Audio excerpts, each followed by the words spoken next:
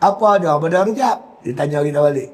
Nabi doa Rejab. Masuk bulan Rejab, Nabi doa, Allahumma barik lana fi Rajab wa Sya'ban wa ballighna Ramadan. Ya Allah, ya Tuhanku, Tuhan kami, kan, berkatilah kami di bulan Rejab dan bulan Sya'ban. Jadi Nabi minta berkat Rejab, Sya'ban tu. Wa ballighna Ramadan, sampaikanlah kami ke bulan Ramadan. Kait 3 bulan tu, Rejab, Sya'ban, Ramadan. Itu ada hikmat dia. Jadi ulama kata, faham kita daripada hadis tu, kita kena buat persiapan Rejab dan Sya'ban sebelum datang Ramadan.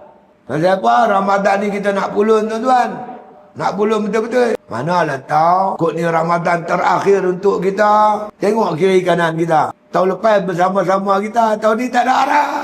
Jadi kita buat persiapan. Mula puasa sunat di bulan Rejab. Mula baca Quran. Kita mula makna kata semayang-semayang sunat. Berselawat. Selawat kat Nabi jangan tinggal. Mula buat ibadat. Mula bulan Rejab. Sya'ban tambah sikit lagi.